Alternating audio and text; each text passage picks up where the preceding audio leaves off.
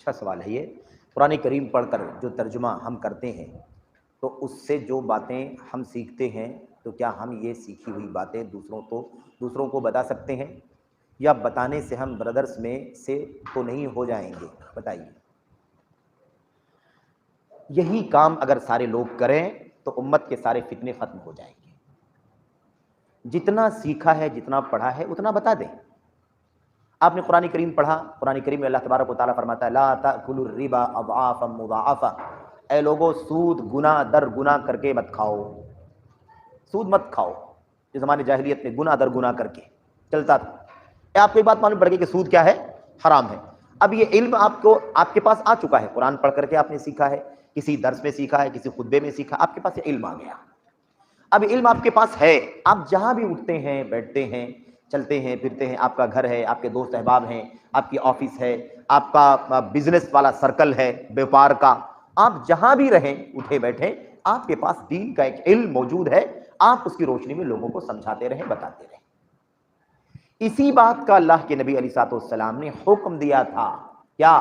بلغوا عنی ولو آیا، بلغوا عنی ولو آیا، میری طرف سے پہنچا دو لوگوں کو، چاہے ایک آیت کیوں نہ ہو، ایک آیت کیوں نہ ہو، یعنی ایک آیت ہو، ایک حدیث ہو، ایک مسئلہ ہو، حلال ہو، حرام ہو، کوئی بھی بات آپ کو معلوم ہو جائے تو آپ کیا کریں؟ اسے پہنچا دیں۔ تو جہاں بھی رہیں وہاں پہنچا دیں، لیکن آپ کو جو کچھ معلومات ہو اتنی معلومات کی بنیاد پر آپ ایک عالم، ایک داعی، ایک خطیب، اس کی جگہ لے کر کے اسٹیج نہ سجا لیں، ممبر نہ سجا لیں، ہے نا، سوال جواب کی مجلس کرنا شروع نہ کر دیں، خطبہ دینا شروع نہ کر دیں، لیکچر دینا شروع نہ کر دیں۔ یہ مسئلہ ہے میرے بھائیوں، اس میں کوئی عیب نہیں، بلکہ یہ ضروری ہے، مطلوب ہے۔ آپ کو جو آپ کو معلوم ہے نماز پڑھنا فرض ہے، نماز نہ پڑھنا خطرناک ہے، جھوٹ بولنا حرام ہے، سود لینا دینا حرام ہے، والدین کے ساتھ بدسلوکی کرنا حرام ہے، گالی دینا حرام ہے، شراب پینا حرام ہے، زناکاری بدکاری کرنا حرام۔ آپ کو جو کچھ بھی معلوم ہے وہ سارے جہاں جہاں آپ رہیے وہاں آپ اس معلومات کو پہنچاتے رہیے۔ آپ دیکھیں آدمی نماز نہیں پڑھتا، آپ سمجھائیں کہ نماز پڑھنا چاہیے۔ ایک آدمی جھوٹ بولتا، آپ بتائیے کہ جھوٹ بولنا حرام ہے۔ ایک آدمی بدکاری کرتا، آپ بتائیے کہ بدکاری کرنا حرام ہے۔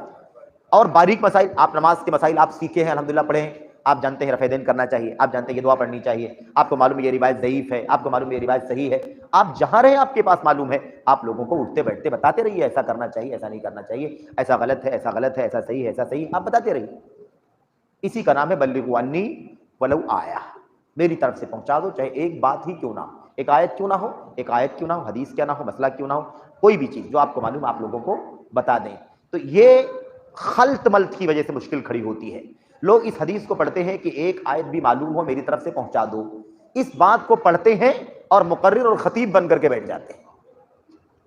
دونوں باتوں میں زمین آسمان کا فرق، دونوں باتوں میں زمین آسمان کا فرق ہے۔ اس سے کوئی منع نہیں کرتا کہ آپ کیا کریں، جو بھی آپ کو معلوم ہے وہ لوگوں کو بتلائیں، بتلاتے رہے جہاں بھی آپ ہیں، لیکن اسٹیج اور ممبر اور خطیب وغیرہ بن جانا اور حلال حرام کے فتوے دینا شروع کر دینا، مستقل طور پر ایک اسٹیج سجا لینا، سیٹ اپ بنا لینا، اور یہ درست نہیں ہے۔ تو اگر آپ کو جو کچھ قرآن سے معلوم پڑتا ہے، حدیث سے معلوم پڑتا ہے نا، صحیح مستند بات معلوم پڑتی ہے، آپ اس کو بتائیں، یہ ضروری ہے اور بالکل اچھا کام ہے، نیکی کا کام ہے۔